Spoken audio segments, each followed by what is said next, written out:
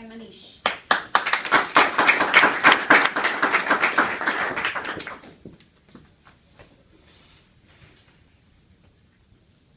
Muito obrigado por ter-me aqui hoje. Estou muito contente para falar com você hoje.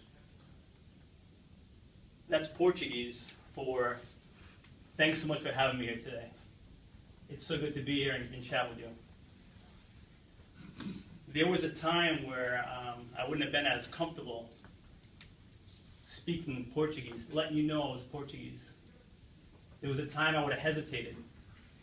I would have been embarrassed. I would have been afraid to tell you I'm Portuguese, I speak Portuguese. Hesitant because I didn't know what you'd think. Embarrassed because it's different. And afraid because I didn't know if you'd laugh at me or make fun of me. I grew up in a Portuguese household. I'm Portuguese. My mom and dad were born in Portugal. I have 2 older sisters. They were born in Portugal. There's 4 kids. I was actually born here. I was 3rd in line. I was born here in the States.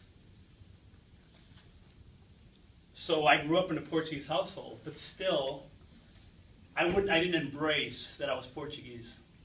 It was something that was holding me back from being comfortable telling others I was Portuguese, to the point where my grandma used to walk me to middle school, and she'd wear a scarf over her head, tied underneath her chin, kind of a Portuguese older woman tradition. She's very cute.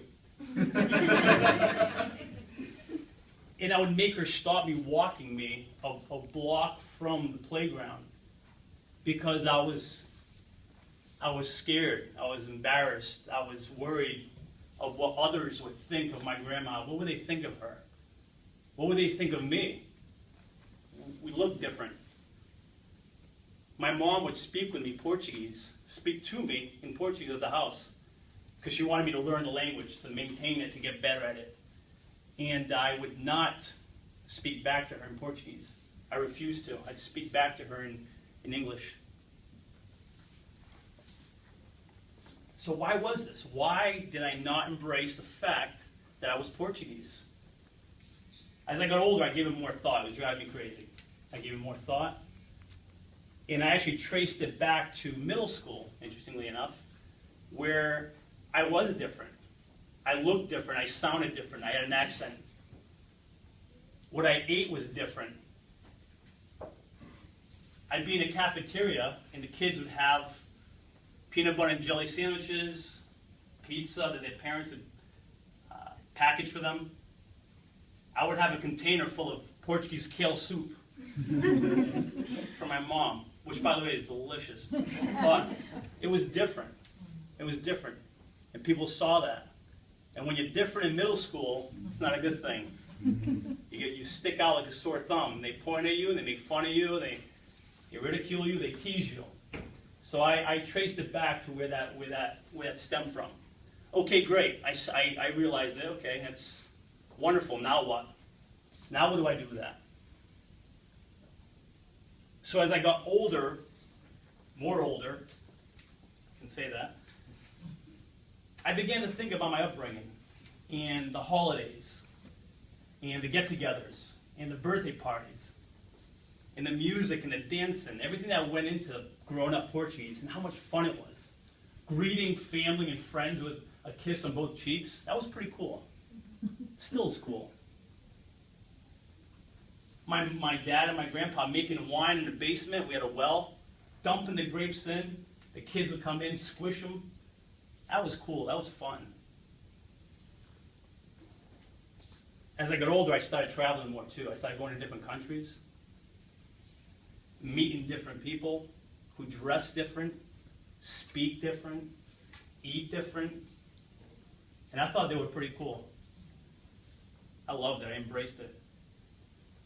Aside from that, Portuguese is, from what I understand, is known as a romantic language. So second behind Spanish, so I thought that was pretty cool too, but that's a different story. But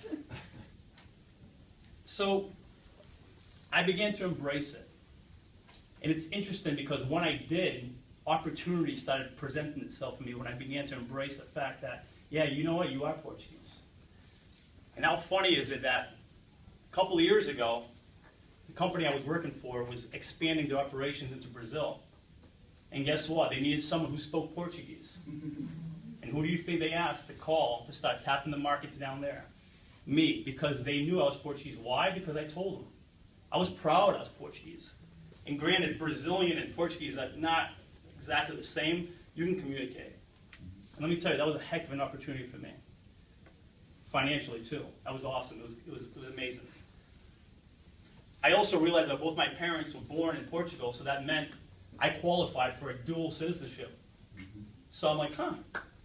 I applied. I am now a citizen of the United States and Portugal. So guess what? I can go to the United European Union, anywhere in the European Union, and live there as long as I want. They're not going to kick me out after 90 days. That's pretty fun. That's cool, in my opinion. And one last benefit, which I think is kind of funny and I like, is whenever I get a call at the house, a sales call or a telemarketer, I can just kind of start talking in Portuguese, and they'll say I'm sorry and hang up on me, which is funny. So, be proud of who you are. Embrace it. Embrace different.